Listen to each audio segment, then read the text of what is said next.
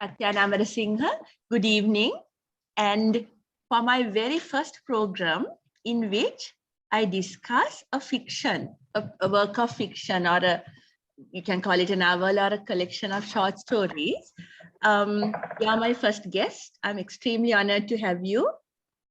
Not because you're one of the best writers I have read, right? But because also of the variety in which you have expressed, the variety of genres in which you have expressed your writing. You're pretty young and pretty courageous, because I've read what you write.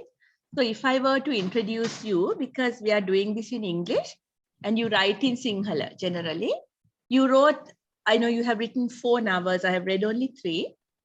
The very first one was more or less like a very entertaining novel.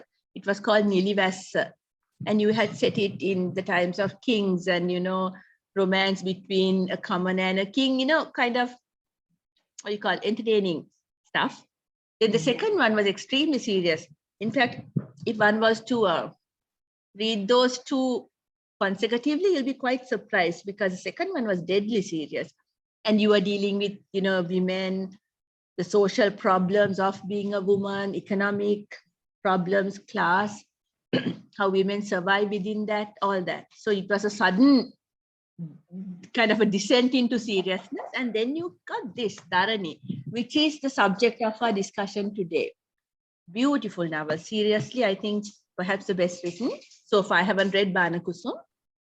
I'll tell you why I liked it, because you had, for once, connected the Sinhala, intra-Sinhala insurgency of the JVP and the ethnic problem between the Sinhala and Tamil by having a woman undergo the trauma of both. And this was a Sinhala woman. Her elder brother was part of the JVP. He wanted to change things. He was a maths teacher. He was a graduate. And he is involved in the JVP, and he gets put into prison, right? And it was very sad, because one of his friends was Tamil, and the Tamil person was killed for being a JVP activist. That's the story we don't hear, that Tamil people too were part of the JVP movement. They too tried to fight against social injustice. Of course, there was killing on both sides. And this particular Ravindran was killed on a tire, the tire pyres, which were quite famous at that time.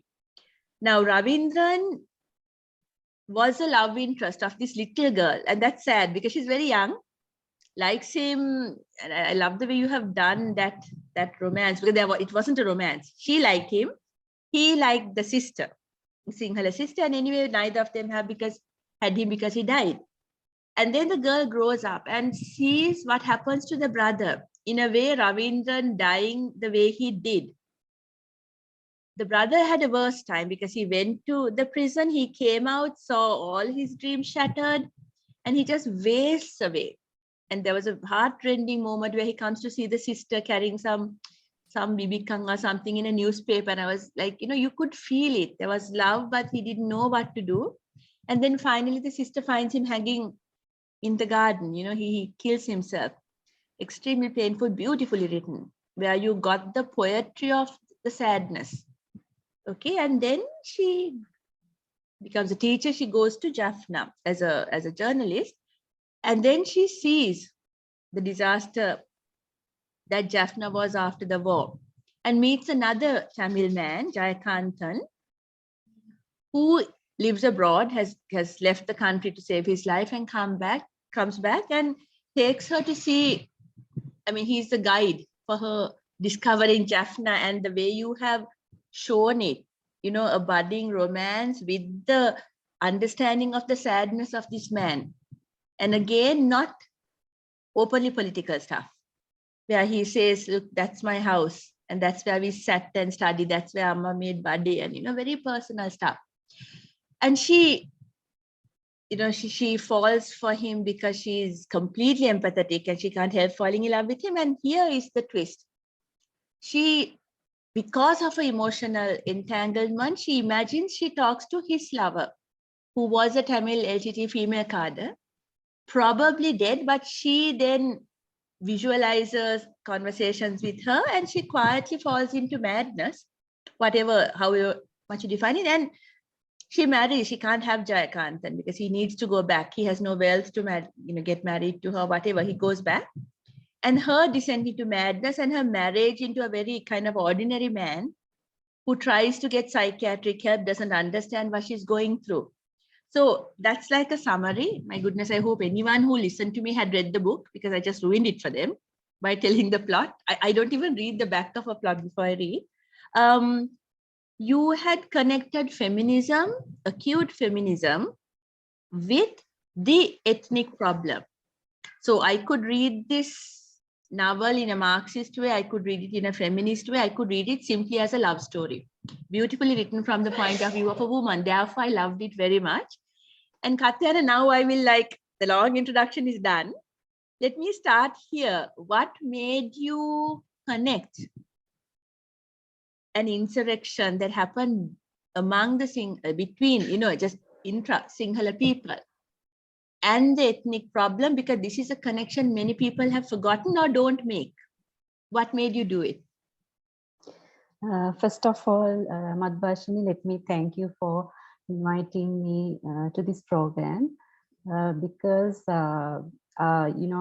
this book, my third novel, and giving me the opportunity to talk on my third novel, because this book was first published in 2018. And although it was nominated for 2 literature awards in 2019, I don't think I have got many chances of talking like the programs like this, to have a deep conversation like this. So I must thank you for that. And the other thing is, this novel was translated into Tamil by a very talented, well-known writer, Rishan Sharif. So thanks to him, and now I am receiving comments from the Tamil readers.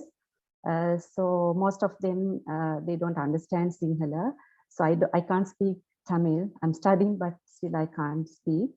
But I think most of them could understand my English, speaking English. So in that sense, doing this program in English is really important. So thank you for that also. So actually you have raised extremely important point. It's kind of the bottom line of this story. So let me elaborate on this. So both these struggles, the struggle in North and the struggle in South, and they both have different causes. The causes for those struggles are completely different, but they have one thing in common, that is state oppression and the state violence. And it's all about the dissent. The two struggles were against the state. So I think in this point, I like to focus more on this point, because I see the ethnic problem not between the two communities of Sinhala or Tamil. It happened because of the oppressive policies of the state throughout the history. That is how I see the problem. So my concern here in the novel is, how did the two communities respond to that state oppression? So in South, I have my own experiences, because I was 15 when this JVP insurgency happened. So I have my own experiences. So I observed the victims and the survivors and the family members of this struggle and the insurgency. They easily forgot about this, their experience and the tragedy they faced, and they just moved on. And most of the mothers, I personally know, who lost their sons and daughters, they just they tried to understand this tragedy or the loss in terms of the religious point of view, or as karma, as we say. So that I don't like to criticize on that, because that is the way of their recovery. So, but my concern is, by doing so, in my point of view, they are supporting the system which ignores the oppressive policies or oppressive nature of the state. So that was my concern. But the story is very different if you go to the north. Yeah, So maybe you the are trying to mothers, figure out why people who were oppressed by the same force forgot that when there were others fighting against the yeah, same force. exactly. How come they forgot? Yeah, that is my own experience. I'm talking this with my own experience. So I observed the people in South and the people who faced this, the experiences in 88 and 89. They didn't have the empathy to understand the agony of the Tamil community. So that was my concern when I was writing this novel, and when I was doing the Sinhala program, as actually I came up with a hypothetical situation to elaborate on this, because this is extremely important when you actually you raise that point actually. Let's assume that you and I, as women, we are being oppressed by the same oppressor. Just assume that we are working on institution. You are high in rank with more power, and I'm low in rank with less power. So we both being oppressed by the same oppressor or same person. So after some time, you decide to forget all these things, what happened to you, and you decided to move on. So that is your decision, and I can't comment on that. But the problem arises when you see me being oppressed, and you think that, okay, let her being oppressed, let her being abused. I don't mind that. That is none of my business. And the worst thing happens when you support the oppressor to oppress me. So when I apply this situation to the reality, so you representing the South and I representing the North. So in that sense, actually, I've been observing this. I have been observing this thing since my childhood, since my youth. So I always have that feeling of guilt, inside my mind. What is your social context that made you observe it so closely? Because you said even as a child you were thinking about this. What was your social context, Kathyana? So first of all, I was interested in politics because since my childhood, I had been reading lots of Russian literature, and my mother's elder sister's husband, he was a member of the Communist Party, so he bought at the newspaper. So I was reading them, and I was reading the Marxist, the books he had, and although I didn't understand most of the things, but I was interested in, and the people who were around me. So I was living in a village, so I had seen people joining the struggle, and one of my closest friends' brother was also he joined the struggle. He joined the JVP, and he's disappeared. And one of my other friends' family friend actually, he was also as a member of the JVP struggle, a member of the party. Actually, he was also killed. So both these friends, actually, there are other friends also, they were sharing their experiences with me. So I was only 15 and I couldn't bear those things, it was very heavy. I couldn't share these things with my mother or anybody. So I was just thinking about it. I was so shocked to see, and I saw the bodies were burned near the roads. So that made me, and another thing is I've been reading political stuff and alternative magazines and newspapers. So I remember buying some magazines with the pocket money my mother gave to me. So that was my background. So because of that, also, actually, I've been observing throughout the 30 years, throughout the 3 decades, I've been observing this. I've been thinking, why don't these people have this empathy to understand the same problem, the same oppression that that is operating on the Tamil community. So I have this feeling of guilt inside my mind to be a member of the society which supported the state, and the being a part of that society, or being a member of this society itself made me have that notion of collective guilt or collective responsibility. So I think that was the driving force for writing this novel, connecting the two struggles. Okay, I'll just clarify that, because oppression can be the state or even whoever, a leader who is driving a normal community into war. So it doesn't have whoever the power center is, so that, you know, normal people who normally want to live on either side may get caught to somebody else's agenda and have no choice. And that is common here as well as in the north. So that that is true, Madhubhashini. But when you, look into this deep causes of these struggles, so that is the narrative always we hear. You know, that was the narratives we hear. But when you look into the deep-rooted causes of the struggle, you see that it starts from the state.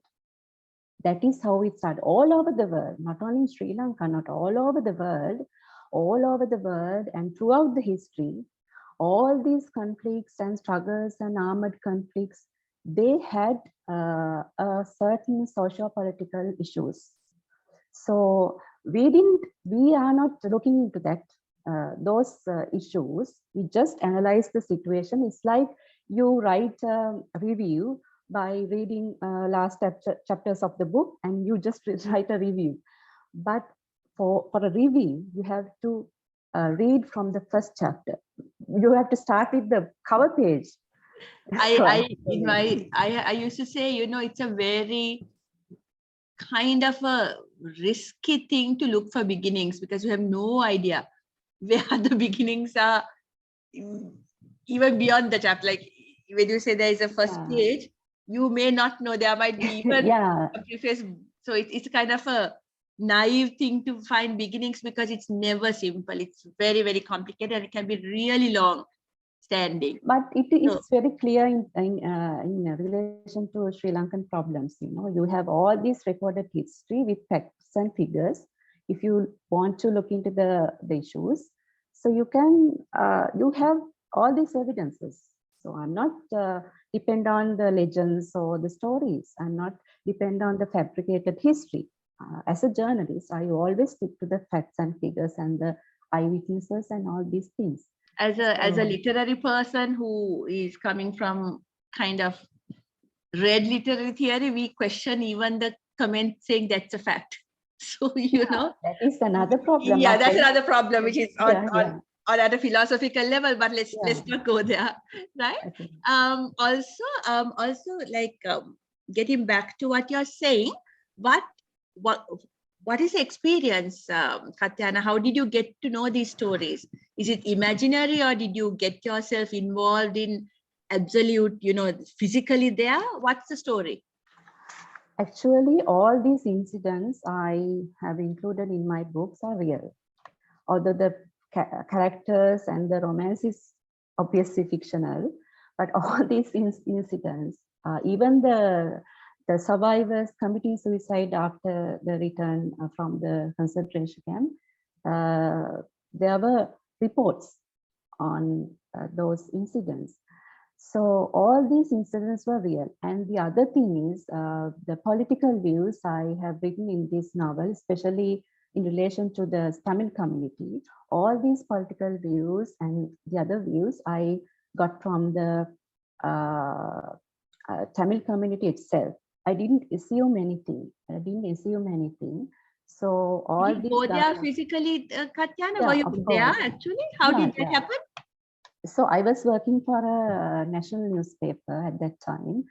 After the war, I went there. So I didn't have any contacts with the North and East, the Jaffna Tamil community. But I got to know one Tamil friend from Jaffna.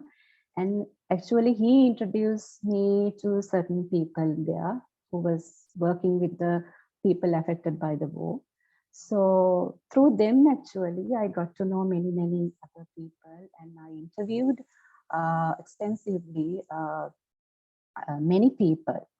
People belong to different age groups, and people with different political views, and people belong to different social classes, and people who do, I mean, different jobs or professions. But all these people have told me one thing, because they told me that we don't have any hatred towards the ordinary Sinhala people. We don't have any problem with the Sinhala people. We have the problem with the state. Because of their oppressive policies, we face this struggle with this crisis. So that is what they have told me, actually. So my thinking of this my thinking on of the Tamil question and the ethnic crisis was shaped by those experiences, the real experiences with those people I met in Jaffna and East, actually. How long were you there, Kathyana? Like, and in which language did you speak with them? Yeah, most of them, they couldn't speak Sinhala. I communicated in English. So sometimes my Tamil friends who could speak English, they translated from Tamil to English for me. So when I talk with ordinary people who didn't know Sinhala or English, so they translated for me. Okay. So when you were there physically, like how long did you spend there? I made several visits. Like I stayed there 5 or 6 days and came back because I was doing a job there in Colombo. Okay. Now, when you write things which are not easily accepted in the South, what was the reception like, Kathyana? How did people react to this novel? Actually, I knew that it was a risk because I have already written 2 novels, Lily West and Maladaptive. I knew that I won't be able to get the same reception like those novels. So because the ideology or the views in this novel, Dharani is not the popular view or the popular ideology in South, because people are full of they hear full of their heads are full of narratives they hear all the time from the mainstream media. So it was very hard to communicate this different message to them. So I knew that. So when the books was actually published in 2018 December, actually, so I got mixed responses. Like some people, they were criticizing and they told me the novel was boring and they get headaches when they read these novels. And headache, I can imagine the headache because a lot of people don't want to see the truth, and we are very selectively blind. Boring, I find it a very difficult thing to accept because it moves quite fast. You're talking about like maybe 3 affairs, and as a woman, and the perception of having in the perception of the woman, and the main character is Dulanya, a girl who grows up to be a woman, and the pace with which things happen to her is quite fast. So the headache I can easily understand because a lot of people would rather not see things they don't want to see. Boring, I would fight that. Please continue. But I got many responses from the younger crowd, the young people. That was so positive, I didn't get that much of responses from my generation or from my older generation, but from the young people, I received many, many responses. So they just wanted to know the truth and they just wanted to read the different narrative. So that was so inspiring. So they would have been completely unaware. Well, at least the JVP movement wouldn't have been very familiar to them anyway, right? When you say young yeah, people. some of them, because there were enough stories about the JVP insurgency, there are novels and, the stories and even the teledramas and everything, films, there was a film and they knew it, but the connecting the two struggles, that made the difference, I think. So it was very inspiring, and the responses from the Tamil community, it's really inspiring because they actually told me they felt this novel because I have understood their point of view, and I have the empathy to understand their problem. So those responses actually really made me feel very happy. I was very happy because of those responses. Given the importance of someone else understanding what is written in Sinhala, especially when it's unexpected, like I think Dharani was for them, don't you think this should also be in English, Kathyana, this novel? Yeah, some of my Tamil friends actually told me that why don't you do a English translation now? So I will consider it in future. Okay, so I want to touch upon the feminist angle as well, right? Because the theme you have taken, there are two female characters, one of them not quite alive, right? Could you explain about Rajini a little bit with your own words, Kathyana? So Rajini is a main character actually. He's a center of attraction, I would say.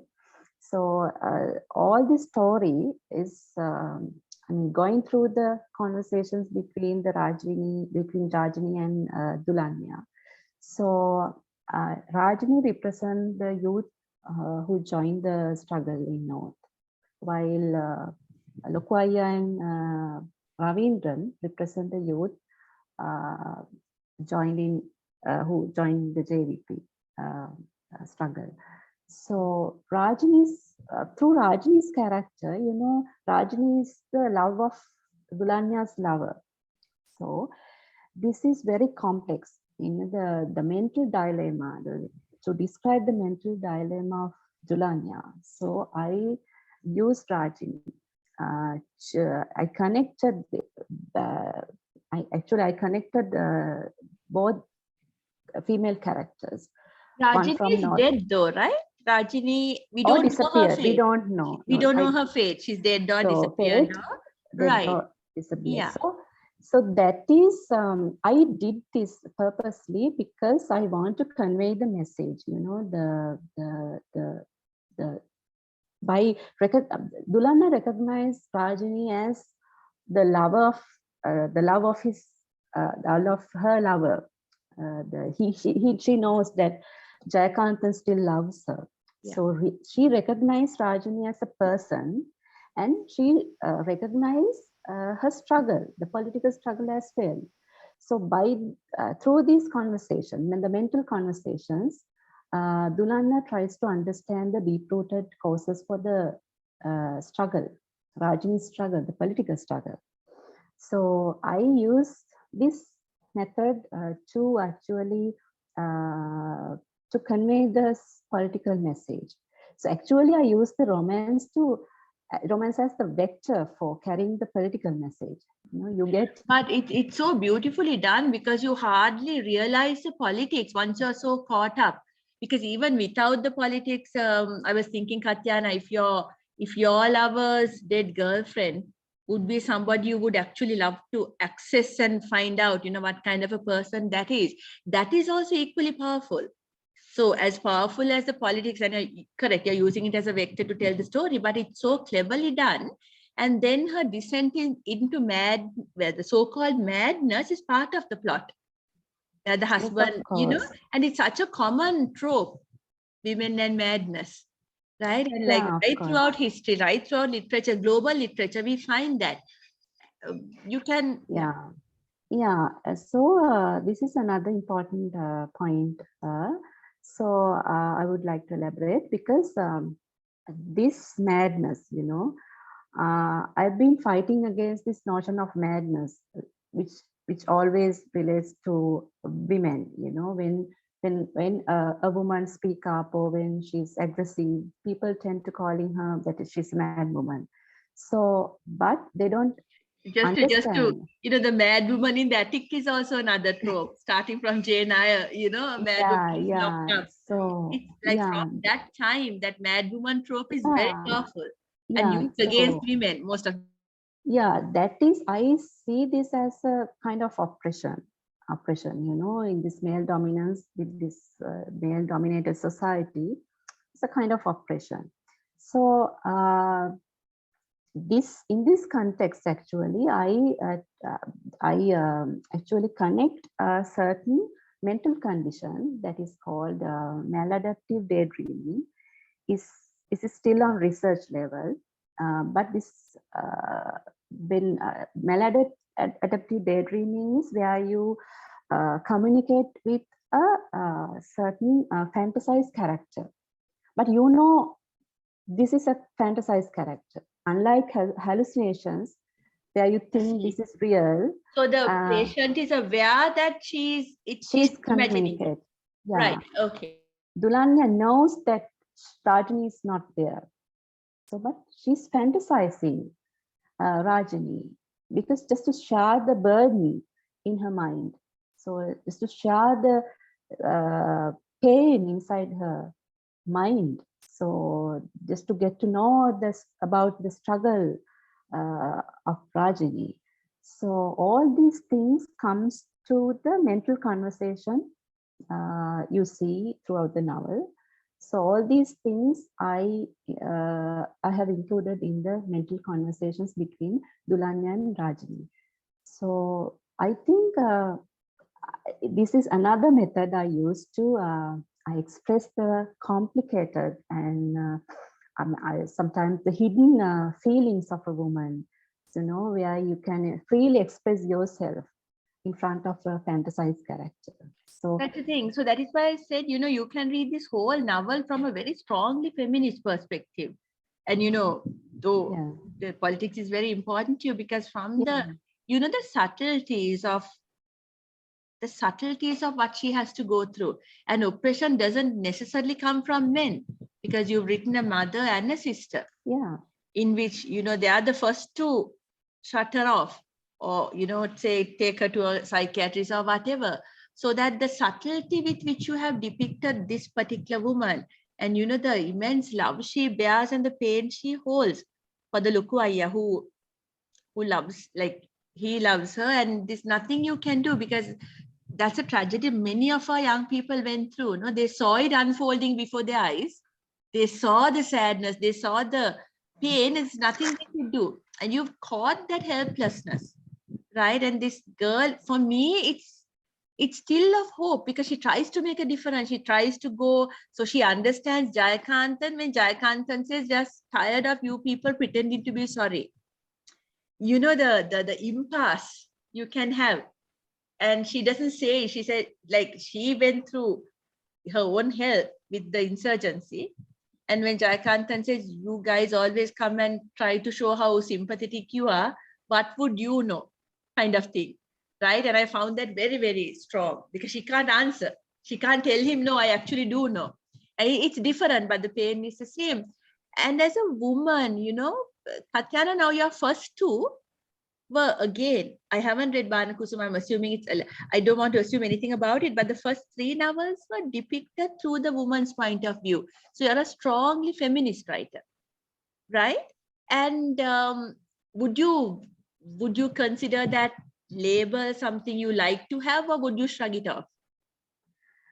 I actually, I would put it this way. I think because I don't call myself a feminist actually, but although I support feminism, because all these stories were, I mean, they were they were not planned stories, like, you know, they just came into my mind. And as a woman, actually, I have felt, I have experienced the discrimination since my childhood, because for being a woman, I know the pain of discrimination. So through my the experiences, through that experience, I got when I was young as a woman, because there were so many restrictions on me. I didn't want to be a kind of traditional woman, but I wanted to do something different. I did want to uh, actually spend my life differently. But everywhere I went, and all over my, I mean, I was surrounded by the traditional uh, elders and traditional women. So I didn't want to be that, like that. So being different itself made me more, I mean, face more discriminations. Like, you know, I didn't, people, I mean, this relatives and all these people, they saw me as, okay, why this girl is behaving like this, you know, something like that. So when I after my graduation, when I chose the, I mean, selected my career path, and you know, all my relatives, they wanted to see me or to be a doctor or to be a teacher. So I Because you're a selected science journalism. graduate, right, Kathyana? Yeah, I'm science. I Yes. was, I'm Yeah. science graduate, but all of them wanted. I actually. to see me, I mean, teaching or doing a government job. But doing journalism is very different, you know, so a different thing. But after my marriage also, I actually, my husband was always, he has been supportive. So, so actually I was like, I was very different from any of the relatives in my family. So being that different woman, so I know the pain of the discrimination and the victimhood and everything. So it was like a window for me, you know. Through this window, I actually look into the other problems of the society. I try to understand the pain of the Tamils, the pain of the Muslims, and the pain of the LGBT community, and the pain of the oppressed communities, the poor people, the workers, laborers, and everybody. So that is, I think, that made me actually to become a writer and a novelist.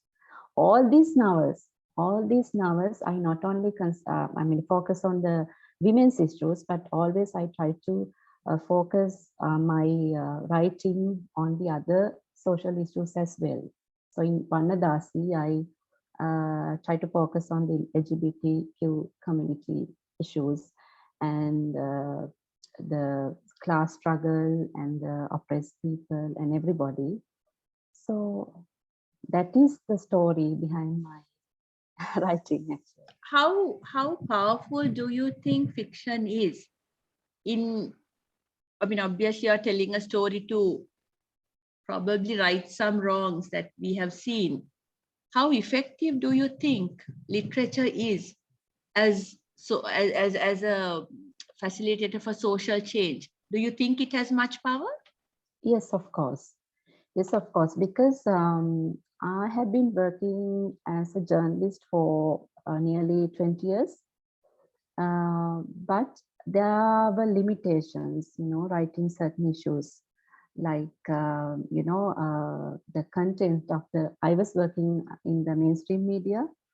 The content was like, indirectly controlled by the ownership, ships, and indirectly controlled by the ownerships. And although we don't have any censorships, the content was controlled all the time, because the media ownerships, they are closely related to they are dealing with the ruling party or the state.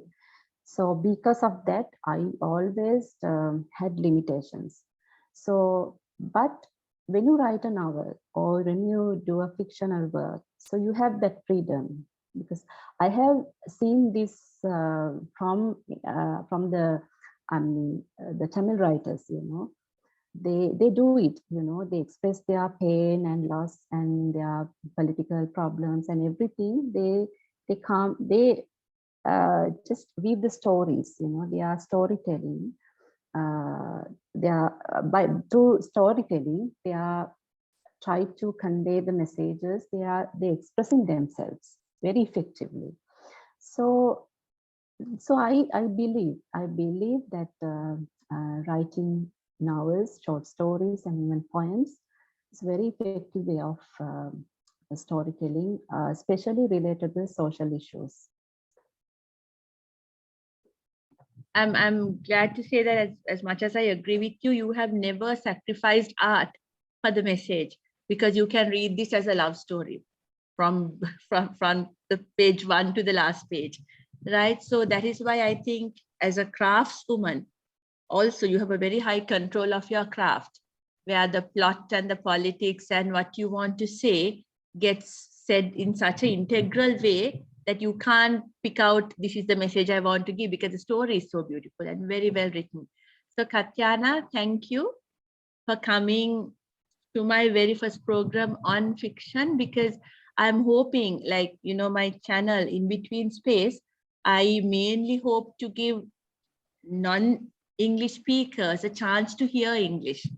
And you did just that. Like, anyone who has read this, who listened to your Sinhala interview because of the interest of the subject, and they might listen to this in English and automatically get used to the language.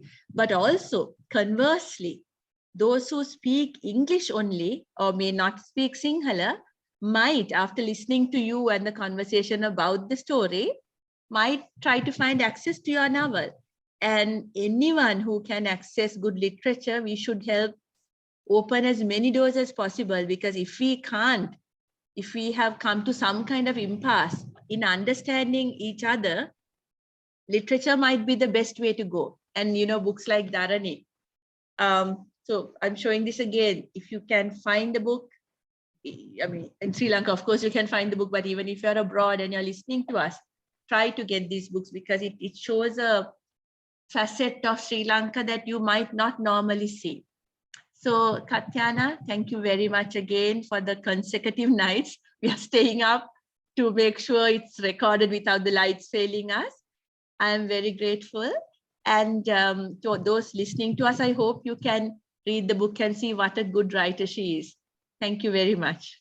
Thank you very much, Madhubhashini. Okay.